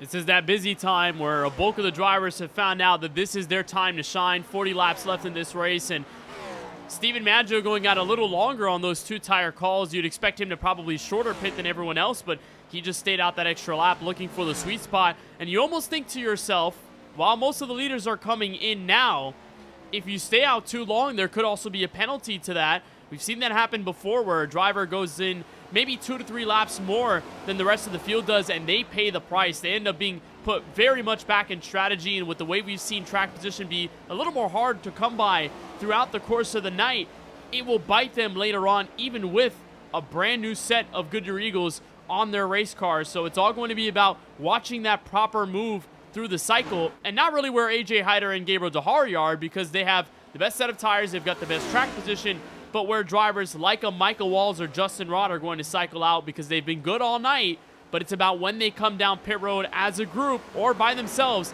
that will become that difference maker later on. And all these kind of strategies lead to the field shuffling as well, because you gain a little bit of time when you stay out in the clean air, and you gain a little bit of time when you get those fresh tires compared to everyone else on old tires.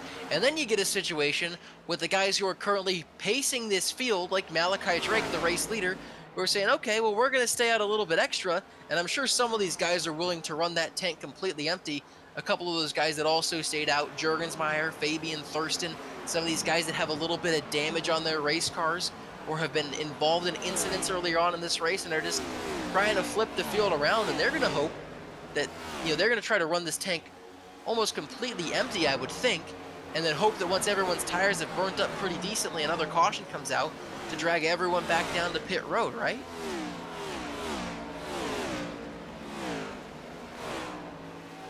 Yeah, and it really just kind of, it's really hard to say because every race is different. And here, you can see Malachi Drake just staying out. He's hoping for a caution, and it's really hard to get a caution at 1.5 miles, I'm not going to lie. But you do get them, and so this strategy could work out. Obviously, we've not had one yet, so he's going to stay out as long as he can. But, if you're a guy who's, running, 15th, 16th place, you've got to try something different, try an alternative strategy. And we've been able to kind of see here a little bit later on, what happens when you try those alternative strategy. One guy, James Bomar, he was the first person to come into pit, and he's already behind Steven Maggio. So pitting that early did not help that 20 machine. So anything can really happen here as we go on, but Steven Maggio, as you see here, is just behind AJ Hyder, Gabriel Dahari by about 1.5 seconds, so he's got a lot of work to do if he wants to make his way up to the lead. But right now we have the top few guys who've stayed out. You can see Malachi Drake now entering pit road. It decided now was the time to call it quits on letting that run all the way to the end, so he's going to drop the lead down to Gabe Cazzola should he stay out. And the rest of these guys just pacing around waiting for the rest of those cars to come down pit road so they can get their spots. It looks like a lot of those guys that were straggling, staying out, finally decide to come down pit road. We see Cazzola in there, Fabian's in there, Thurston's in there. AJ Hyder officially back to the race lead. Out in front of Gabriel Dahari, and this is going to be that battle for the race win, just like it was last time at 1.5 miles at Kentucky. Maggio into third, Bomar into fourth, Robinson fifth. Cody Riveras also a nice recovery drive. Ollie Reeves, Michael Walls, Donovan David, Andretti Robinson in the top 10. 33 laps to go at Charlotte. This race just starting to heat up. And this is where Dahari is trying to be the most aggressive here because he knows Steven Maggio is not too far behind. Any battling these two sustained for a long period of time is going to allow that 51 to get right back into the mix. A huge send from Dahari. Hyder shuts the door up top and gets back at him at the exit of turn 4. But this is what you're going to see out of Dahari. He sees that 51 car. He knows the capability of Maggio on the longer run. So he's telling himself behind the wheel, if I don't make this move now, chances are it's going to be either I stay behind this 44 or this 51 is going to make it a 3-horse fight and may just very well beat the both of us, given the way that he's had that 1 lap better on tires. So Dahari's trying to force the issue here on the 44. That 1 lap better on tires, it might not make it easier to pass with the dirty air versus the clean air, but it'll certainly make it easier to make lap time, especially as we see this 82 of James Thurston work his way into this battle. He's, of course, laps down, was involved in that incident, just came down pit road, so he's got a little bit fresher tire. Not sure how much the damage on his race car is right now, if he was able to get any of that repaired, but him being on the track in the vicinity of these leaders could absolutely impact this fight for the lead as they come back to 30 laps to go. It's Hyder and Dahari still, as Gabriel Dahari he's just looking for any kind of gap that he can find. Goes back to the bottom of the racetrack, pulls wheel to wheel with Hyder as they roll through turns 1 and 2. He's not going to get clear. They'll be side by side the whole way down the backstretch. Thurston has a chance to impact this. Who does he want to push? He pulls right in behind the 44 and then pulls to the top of the track. Dahari throws it in front of the 44. Crossover, swinging back to the bottom is Hyder. They're still side by side fighting for the lead. And all of it, Steven Maggio continues to close in on the leaders inside of a second. What a battle. Again, that's the last thing you wanted to see if you were Gabriel Dahari. You wanted to make that pass in that very moment. He's still trying. He can see the closing door right behind him. And he nudges to the bottom again, trying to hang on the paint underneath AJ Hyder. But all this while, it's allowing Steven Maggio to step right into his groove and do everything in his power to make this a 3-car run for the lead. And we didn't even talk about the driver right behind. James Thurston is still a lap down or more. He could very well play a role in this. He's been he's hanging right along everybody as Dahari finally slides in front of Hyder for the race lead. Hyder shoves him all the way down the back straightaway into turn 3. And now he sits in second place. Now he's in the position Dahari was just in. He's going to be trying to fight Dahari for the race lead. He goes back to the bottom. 27 laps to go. Once again, side by side, these two Chevys beating on one another all the way around this 1.5-mile racetrack. All the while, Steven Maggio continues to play that Jaws music from further behind them. A little bit about a second now. Dahari pulls clear of Hyder again. These two are not done fighting whatsoever. And that third dog is coming really, really fast. It's been a battle of pace and pride between these two cars. Hyder knows his pace at 1.5 miles is nearly unstoppable. On most criteria, he can step out in front, dominate any given 1.5 mile race, and knowing that he had that momentum coming off of the All-Star win at Nashville Superspeedway, he can go back to victory lane again. And Dahari, a driver who we haven't seen all season long, only his 4th start in 2026 through season number 5. He's just wanting to strike at any given moment that he can, and tonight just happens to be one of those races. The Texan back in front, 25 to go. Trying to maintain that position out front of this race, and things have cooled down just a little bit now. It's still Dahari and it's still Hyder, but Steven Maggio's pace as far as catching up to the two leaders is concerned has started to drop off as they've stopped fighting one another. Of course, that's really the easiest way to gain time on a couple of drivers, is when they're fighting tooth and nail for position. But Hyder sits now about car length and a half, 2 car lengths behind Gabriel Dahari. Maggio's kind of plateaued out just inside of a second. Well, Maggio's been stuck behind James Thurston, and that dirty air has kind of caused him to lose a few tenths. As you can see, Maggio's riding his left rear. He is not happy with that 82 machine right now. He's not letting him by. This is going to allow your two leaders to kind of stretch out a little bit further, and that dirty air, I can tell you, just impacts you so negatively, whether you're a lap car or not. James Thurston has a lot of speed, and so this makes this pass so much harder for Stephen Maggio as he gives him a tap going into the corner to kind of show him his displeasure, it looks like, and James Thurston's not even going to let him by. He is racing Stephen Maggio hard right now, and you can see they are loose off the corner, pushing each other up into the wall. But we got another battle here for the lead. AJ Hyder underneath Gabriel Dahari. He's going to slide up into him. A little bit of contact, but they're able to keep it straight.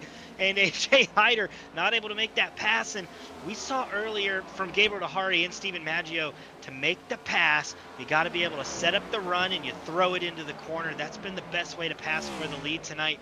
Will AJ Hyder have another shot at Gabriel Dahari before this race ends?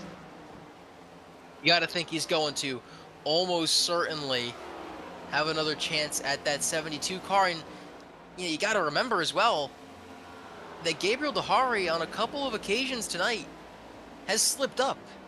And that's how he lost the lead before we had green flag pit stops. And now, once again, involved in this dogfight with AJ Hyder, who this time swings to the high side, all the way up on the wall. We saw Hyder do this to navigate dirty air off of the most recent restart. He's got a lot of momentum going down the back straightaway. Closed into about half a car length as they head to turn 3. What's he going to do? Back to the top side. Dahari gives it to him. Once again, up to the safer barrier goes Hyder. Falls back to the middle by the time they get to the exit. But look at this momentum. Getting a little bit of the draft off the 72 down the front straightaway. Through those kinks on the dog leg, racing to turn 1. 19 laps to go from Charlotte Motor Speedway.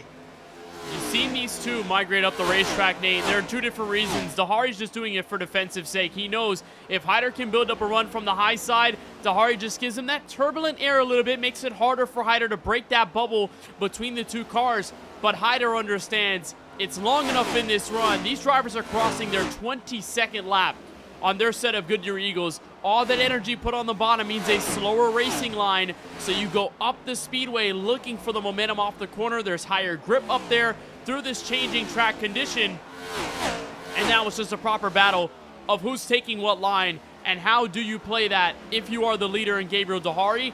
And while Stephen Maggio has plateaued just a little bit, like we mentioned, he is still within range. He's within 0.5 of a second of AJ Hyder, so any further slip-ups, this 51 can make an impression for second and could easily make his way up to Dahari if needed. Gaps are really kind of starting to stabilize at this point. Hyder, again, trying to use the very top of the racetrack. I mean, that's the kind of line we see guys take at Homestead Miami Speedway, Darlington, tracks like that. Don't typically see guys painting the outside wall quite the way Hyder is at Charlotte, but like you said, that's where the grip is, that's where the tires are, where you're going to get as much as you can. And you're still going to be going a pretty deep run on your tires. 41 or so laps is what most of these guys are going to be, kind of hovering around that mark. Maggio, again, a couple lap fresher tires. He's trying to use that bottom to his advantage. They're coming up on another lap car. Connor Trafari, who's not had the best day, but Trafari, I think similarly to what we saw out of Thurston, is still, he still has a dog in the fight as far as the season points are concerned, and he can certainly impact what these guys do. He probably wants to see Gabriel Dahari win this race because he's not a points threat to the 9 car. Hyder is, Maggio is, Dahari's not running full time, so you mentioned just his 4th start of the season, Kenneth. If you're Trafari, you might be trying to play a little bit of defense for our leader. And there could be some possible games played with Connor Trafari, and look at up the road, Justin Rod is up there. He's also a lap down. He picked up some heavy damage, and he was in the middle of the top 5 at one given point in this race, and that, of course, that spin with James Thurston off of turn 2 took him out of contention, but his teammate's running 3rd in Stephen Maggio, so there could be a dual side to this thing, Mikey, where they could try their best to inflict their will on the drivers that are running for the lead, but there may be a common respect given there. It's not going to help Dahari that these 2 lap cars are going side by side in turn 3.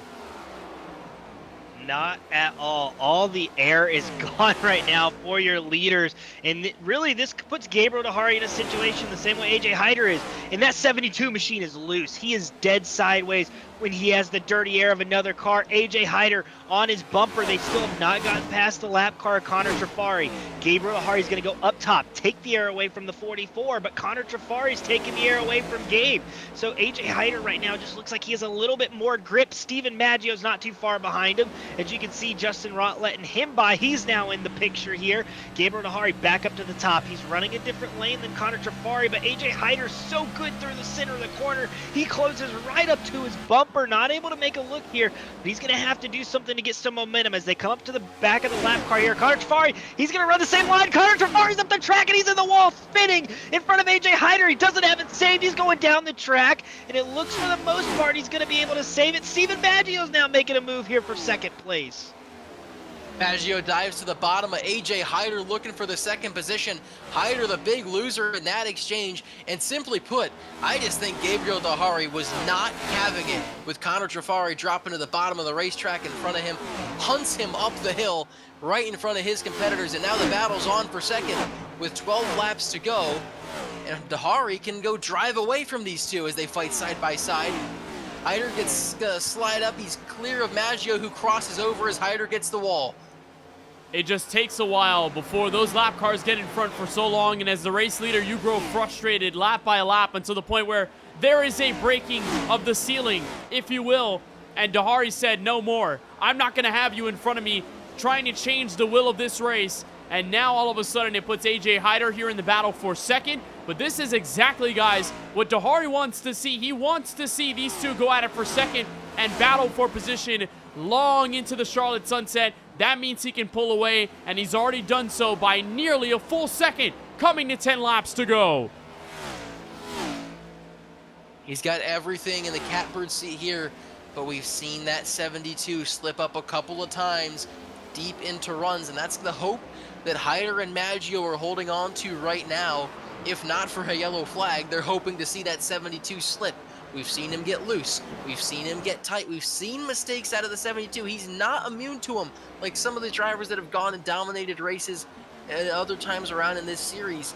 We've seen it out of the 72 that he can have that kind of issue pop up where he puts the wheel wrong just a little bit and has to buckle down and save it. That's how he lost the lead again earlier in this race. He made a mistake out in front, dropped from the lead all the way back to the 4th position. That's what Maggio and Hyder need to see. That's what they're hoping for. And they're certainly not going to work together because there's still points on the line. And even if they were to work together, it'd be tough to go run down this race leader.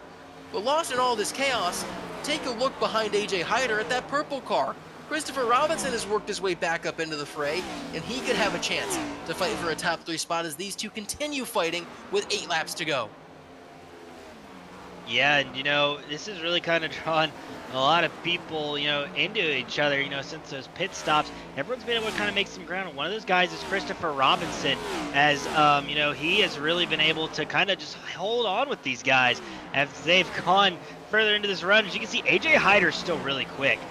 He's not been able to really, you know, make a pass on Steven Maggio. He's just been really, you know, tight once he gets underneath them. And, you know, this is really just letting Gabriel Dahari get away. But Christopher Robinson maybe going to throw his name now here in the hat. He wants third or second place. As all this battling continues to go on, we've still got some close fights for that Midseason Madness tournament. Wyatt Roberts, Alexander Schumacher are in a dogfight for 16th and 17th like they've been for a lot of this race. You see that separated by just a couple of car lengths on the racetrack. The winner of this head-to-head battle is going to move on for a chance to win the whole thing at Phoenix next week. And right now, Roberts is driving away from Shuey. What you didn't see before this is that Wyatt Roberts caught up to Schumacher, and they were dooring each other going down the front straightaway. They were slamming each other almost into the grass, and Wyatt Roberts was able to make the pass on him, and he's able to pull away from Alexander Schumacher. As that, again, is the battle for 16th and 17th, but Alexander Schumacher is going to be the loser out of that as he now is falling into the clutches of Quincy Strawhacker.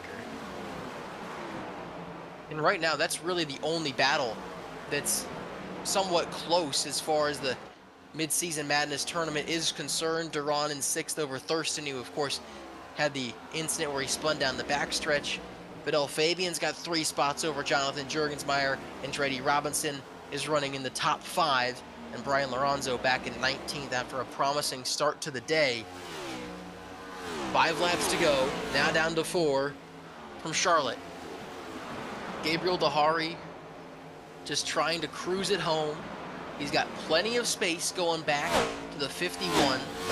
Steven Maggio. Christopher Robinson has jumped into the 3rd position around AJ Hyder in that B-Movie Racing Chevrolet that has not been to victory lane since the regular season finale at Homestead Miami Speedway a season ago, is trying to step away from Steven Maggio.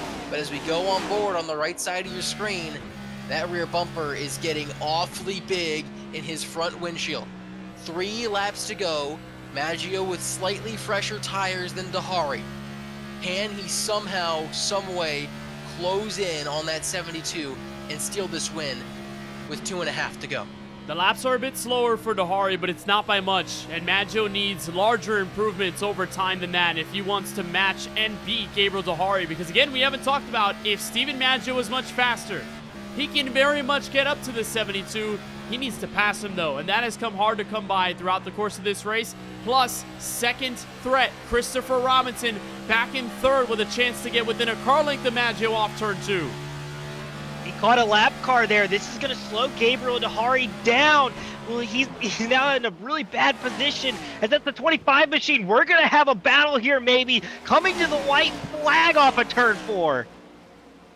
Oh my goodness, Shockey Tarpley getting in the way of the leader again. Shades of the All-Star race. 1 lap to go from Charlotte. Dahari, Maggio, Christopher Robinson going right in behind him. Maggio drifts up the racetrack in the dirty air. Dahari steps away. He's got clean air on the nose. Here comes Robinson for P2 to the inside of Maggio.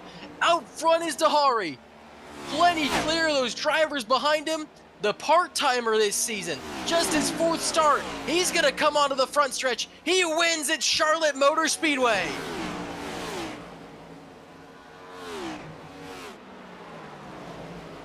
What a race to the finish, guys. And Christopher Robinson got Maggio there at the end. Unbelievable.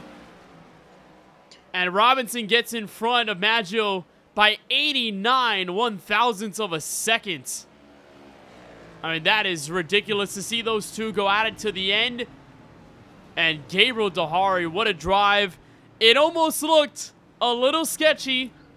I'm sure Dahari was probably thinking about those all-star memories from that final lap where Tarpley got into AJ Hyder and changed the course of that race in the final few corners. But Dahari made his way through, got the battle for second to engage right when Dahari wanted to.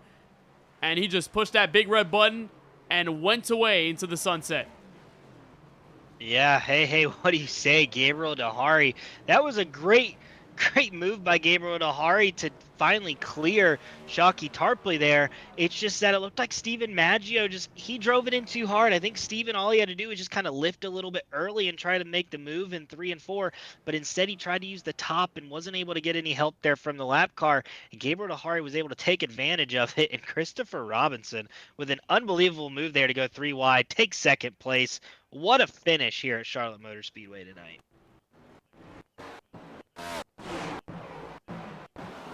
Blasted off like he was going on a trip in his favorite rocket ship once he got by this 25 of Shockey Tarpley.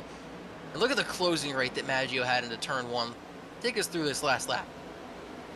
Yeah, and you can see he's just in the air right there, and he drives it in too hard. You got to lift a tiny bit earlier and be okay with being behind Gabriel Dahari here.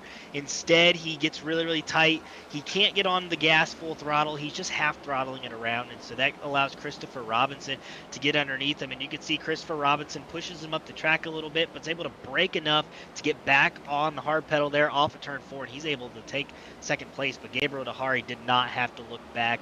He easily got clear and was able to do a great job there on that last lap, and he did a great job of taking the air away from Steven Maggio.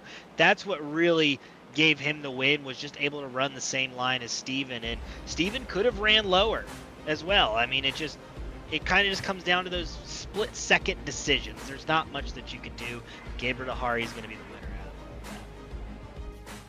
Gabriel Dahari gets his first win of Season 5 and his 4th start of the season.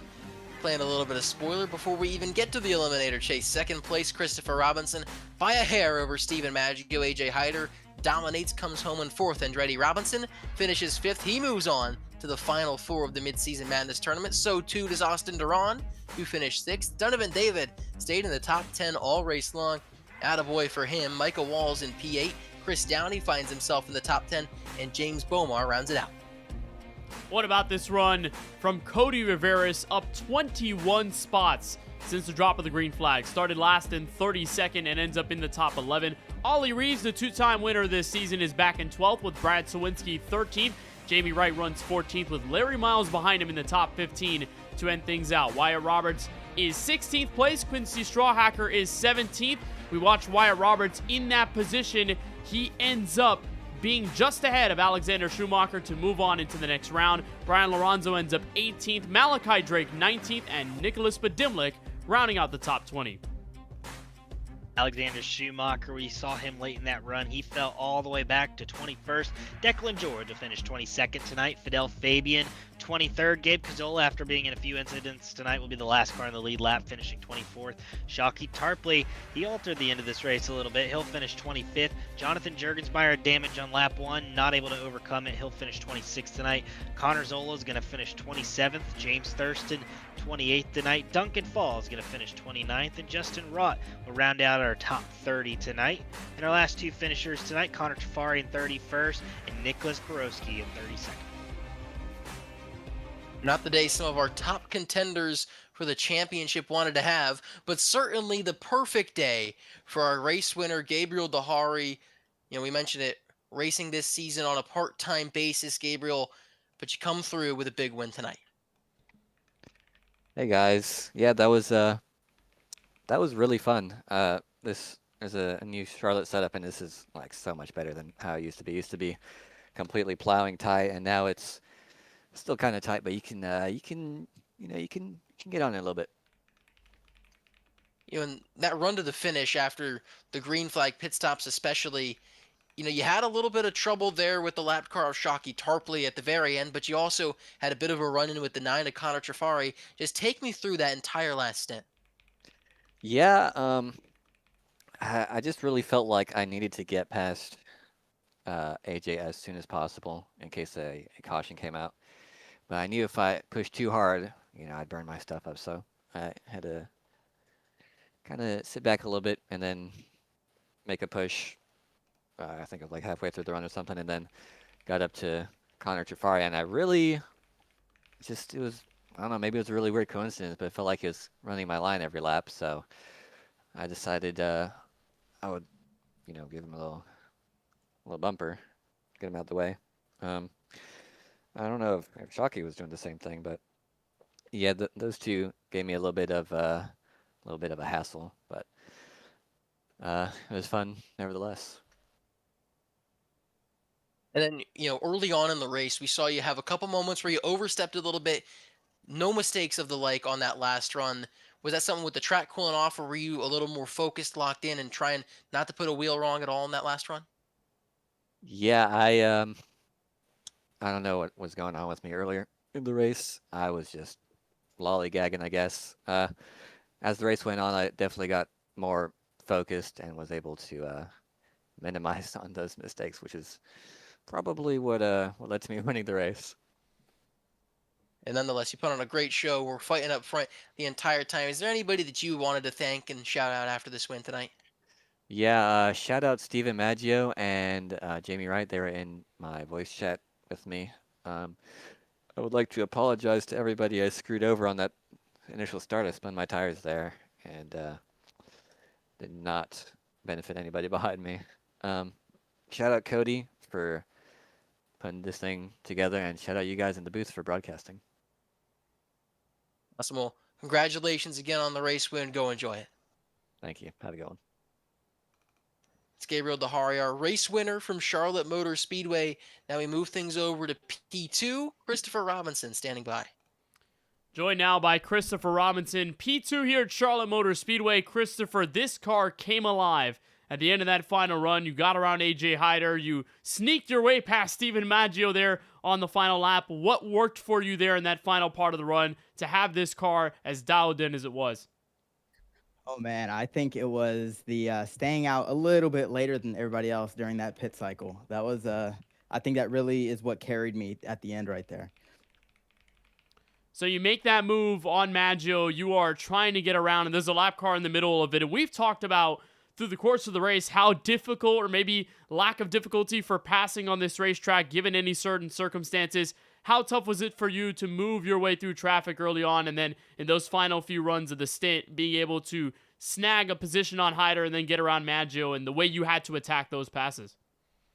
Honestly, it was kind of difficult, but that's kind of just the name of the game when it comes to these races. It's a lot of people are defending with the air, putting the guy behind in the dirty air, and I think that's kind of where the driver behind, aka me or whoever is attacking, that's their job, is to get around that dirty air, and I feel like that's kind of what carried me today was just navigating through the dirty air. Really. That was, I can't thank that enough, honestly. So here at Charlotte Motor Speedway, you end up capturing this second place finish, which just so happens to be your best run of the season, besting a pair of third place finishes you've had earlier on in the campaign. So with this momentum now entering Phoenix next week and looking forward to the Eliminator chase, what do you keep in mind to keep that momentum high for the next few weeks?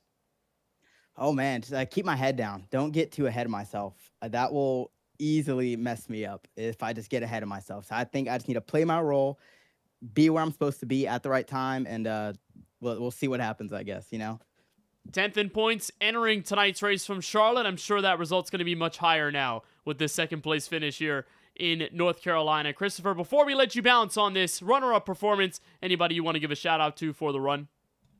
I would like to give a shout out to Calaveras Racing Team. They were in my ear the whole time. Being there, the coach, giving me good pointers. I can't thank them enough. Rap Guy, my main sponsor. Love those people. Love that shop. I would like to thank them for allowing me to showcase what I can do today, running their brand, I guess. Well, Christopher, we certainly appreciate the time. And by the way, you and your brother Andretti, top fives on the night. Should be a great result for both of the Ford Mustangs. But Christopher, we appreciate the time. Congratulations on second place, and we'll see you in the field at Phoenix next week. Christopher Robinson taking away that second place spot, and by 89 one-thousandths of a second, just snagging that spot over Steven Maggio, who runs up in third. And Mikey, you've got him. Yeah, I've caught up with Steven Maggio here. Steven, we saw you there at the end of that run. You were able to catch up to the back end of Gabriel Dehari, but you were not able to really make a move there. And I feel like you kind of wanted that one back, as we saw you get super, super tight and just not really able to make a move there in turn one. So tell us about those last kind of few laps there and what you could have done different. Definitely would like that one back. I don't know if it would, if anything would have worked, because I think Gabriel ran the corner very well, but would like to have that last turn one back pretty much. It's just so tight at the end of the race. Like we fired off on a clean track, and the sun's still out, and it was pretty fun. Like you're managing the tightness, but really you're also more worried about the right rear, because if that goes, you're just going to be spinning out every lap. So it was really fun. And then it's just the track gets rubbered up and the sun goes down. I think it's more the track gets rubbered up, though, if I'm being honest. And it just gets so tight. I wish they could find a way to code in the track rubber where it's not just going to make you tight. Like, because, it doesn't really feel realistic. I feel like realistically, there's races where, the track rubber might make you looser, or it might just slow the pace down, but like your car stays neutral. But on iRacing, it just always makes you tight no matter what track it is. And I don't know. I don't really know what I could have done differently, because I tried so hard to save tire while Gabriel and AJ were fighting. And I'm watching Gabriel do slide jobs on AJ, and then AJ's battling back with him, and he finally gets clear, and I have nothing for him. I don't know what I could have done differently. It feels like with the track rubber update, I could be wrong, and people might disagree with me on this, but it feels like you get a certain amount tight no matter what you do. Like, it's just as the run goes on, your car is going to trend this way. You're gonna handle worse in this exact way, and you can make it like way worse if you really kill your tires. But if not, you're pretty much all gonna trend the same way. Like Gabriel killed this stuff. He knows he killed this stuff, and I felt like I was saving pretty good, and we were like the same. We were handling the exact same at the end. We were both the exact same tight and running the same speed. So I don't know. I don't know if that's true. There's people that know more about iRacing than I do, but that's just how it feels to me. And then yeah, the lap cars were just horrendous. I mean, Thurston runs the top for like 3 laps, and then I catch him, and he runs the bottom to block me, and I had to move him out of the way. And then Trafari runs the top for 3 laps, and when Gabriel catches him and goes low, Trafari tries to block him, and it's like, why is AJ the only ethical driver on that team? And then Shockey, it's like the last lap, and you're not fighting for the free pass anymore. It's the last lap. There's no more cautions, and he's still running Gabriel's line. I just don't understand why people couldn't be a little bit more respectful there. I mean, it gave me a chance, but it was pretty horrendous. So I wish I could have that last one back, even though the lap car was the only reason I even had a chance. But I tried to like send it in and maybe get him loose, or just like make a tiny bit of contact with him. And I just like my car stopped turning before I even got to the turn. I was I don't know if it's because I was so close that the dirty air was so bad, but I mean the car just went straight. I totally choked that. I wish I could have it back, but at least I got a podium. I just want to win. I mean, I haven't won in this league in over a year, and I feel like I've had a couple good chances that got away from me, whether it was my own doing or not my own doing, and just really want to get another win. But I'll have to wait a little longer, I guess. Yeah, and we go here into the Eliminator chase after next week in Phoenix and another week off. We start, at Las Vegas, Watkins Glen, Dover. What do you feel like you might have to do a little bit differently to find victory lane for this season? Qualifying, I went to qualify today and my game crashed, so I started like dead last, and that didn't help because driving through the field was really hard here. It's one of the worst tracks to start in the back, and I think if I can qualify in front of Phoenix like I did last season, I got the pole and I self-spin on turn 1. AJ, who was qualified second, gets the lead from that and leads like every single lap of the race because it's hard to pass at Phoenix. So if I can get the pole again and not do that, I think I'll have a good shot because I'm pretty good at Phoenix and I'm pretty good at saving tires at Phoenix. So I think next week's another good chance for me. I hope it all works out better than it did today. And I mean, eventually you put yourself up front enough and something's going to happen. I mean, something almost happened with Gabriel today where I could have just like walked into it, but not tonight. I know you have a few people you would like to thank, so the floor is yours. Yeah, thank you guys for broadcasting. I've seen a screen. I've been shown a screenshot of my stream on your stream, so that's pretty cool. I've never thought of doing that before, so thank you guys for that. I really appreciate it. Thank you for all the people that were watching your stream. Thank you for all the people that are watching my stream. Thank you to Cody for putting the league on, running the league and everything. Shout out Jamie and Gabriel who were in the chat with me tonight. And yeah, shout out Gabriel on the good win and Christopher on the second. And AJ had a good battle with me. I feel like maybe I don't know if I should have raced him so hard at the very beginning when I caught him because I kind of made it a lot harder for both of us to run Gabriel back down. But he races clean. I have a lot of respect for him. The rest of his team not so much, but I have a lot of respect for how he races people. So shout out to him. That's about it. Well, frustrating, but yet still good night for a top 3 finish for Steven Maggio. And congrats on your 3rd place finish tonight. We'll see you next week. Back up to you, Nate. You guys have a good one. God bless. So you get to hear from the top 3 finishers of this race. Gabriel Dahari comes home with the checkered flag, and next time we see you, we'll be back at Phoenix Raceway for the final race of both the Midseason Madness tournament and the regular season. But drivers, I want to turn it over to you guys. What are your thoughts on this race now that it's all said and done? It was honestly a lot cleaner than I expected. We saw 12 cautions here last season. We saw a ton of drivers get into trouble very early on before we even got to the topic of green flag pit stops and strategy. Tonight was very different. It was all about strategy. At the end of it all, long green flag runs, all about outlasting the competition on a set of 4 or like we saw 2 fresh Goodyear Eagles. And what a drive. I mean, what great battles we saw for position at the front. Dahari, Maggio, and Hyder probably giving us some of the best racing we have seen for the race lead all season long at the front of this field. And by the way, with 1 race to go It's a do or die moment, and we've got word only 1 point separating that final spot in and the first spot out between Austin Duran, who has that 1 point advantage over Alex Schumacher. So this was the perfect setup through strategy for what we could see next week at Phoenix, and the mindset for the drivers to either be just running it for fun or trying all that they can to make a last-ditch effort for the top 16 in points. Yeah, and I really quickly want to elaborate on that. That's only separating them 2 points above the line is Fidel Fabian. And so we have 3 drivers that are within 2 points of each other.